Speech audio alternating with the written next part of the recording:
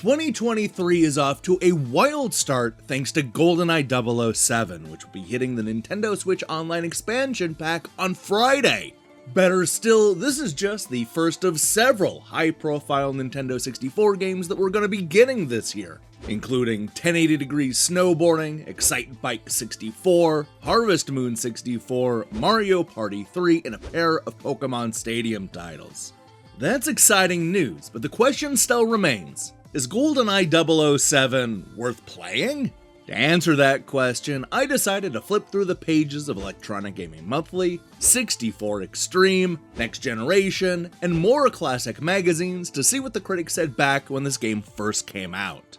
Grab that golden gun and get your favorite gadgets ready because it's time for another shaken, not stirred episode of Nintendo Switch Online Review Crew.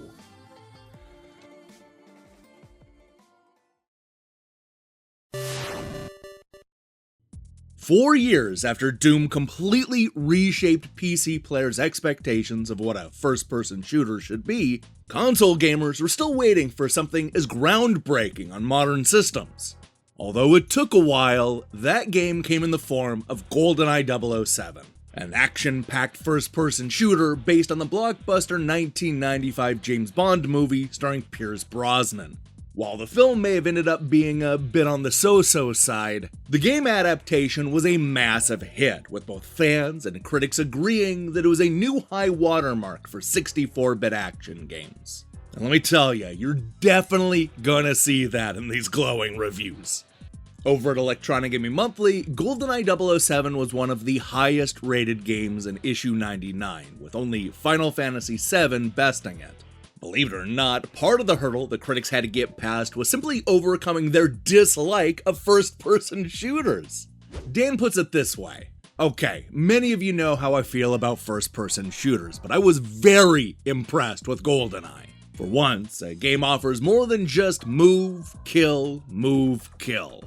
SushiX agreed, though he ended up giving Bond a slightly lower score than his colleagues. Sniping, peeking around corners and secret levels, weapons, and abilities all make GoldenEye a smash hit. The best Nintendo 64 title on the market to date. I was very impressed with the 4-player mode, even if the precise aiming took some getting used to. Overall, EGM gave GoldenEye 007 an average score of 9.4 out of 10.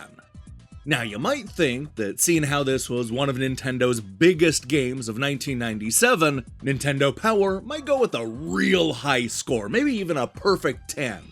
Well, that wasn't the case either of the times they reviewed GoldenEye. You see, in issue 99, they gave the game a 4.4 out of 5. However, 1 year later, and after they switched to a 10-point scale, they re-rated the game, giving it a 9. UK Meg 64 Extreme did something similar when they went to review 007. They first gave GoldenEye a 96% when they reviewed the import version, only to turn around and give it a 98% 2 issues later.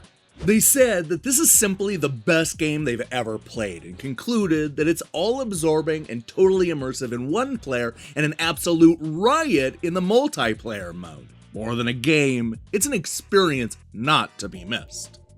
As you would expect, there were plenty of magazines that gave GoldenEye 007 a perfect score.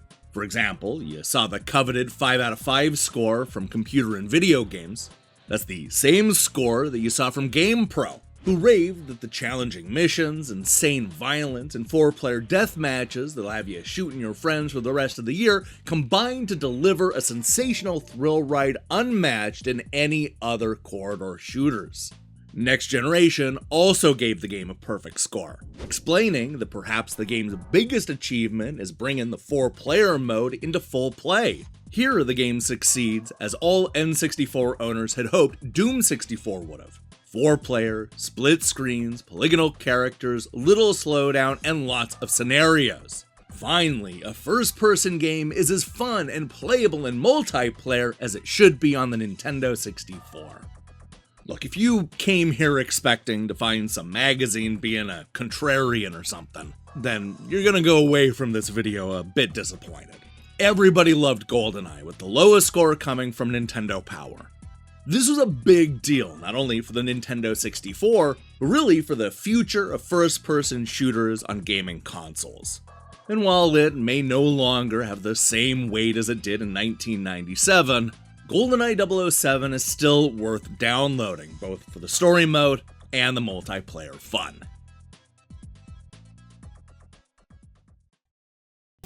Hey, thanks for watching me talk about these classic magazine reviews. If you liked what you saw here, then you should know that we post new episodes every time Nintendo uploads a classic game to the Switch. We also have a similar show dedicated to the PlayStation Plus and their classic old school titles. I recommend you check out both of those playlists, but hey, that's just me. Now, here's the question I have for you. What is your favorite James Bond movie? Are you an old school Connery fan, or maybe you prefer Daniel Craig's more gritty take? I suppose if you wanted to be a little bit more obscure, you could always say that Woody Allen version of Casino Royale.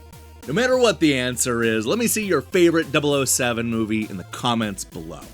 In other news, we'll be back shortly with a review of Temple of Starlight. I'm also scrambling to get some reviews done for next week, where I'm going to be on road for at least the first part of it. If that sounds good to you, then I strongly recommend you click that subscribe button and support what we're doing here. Until then,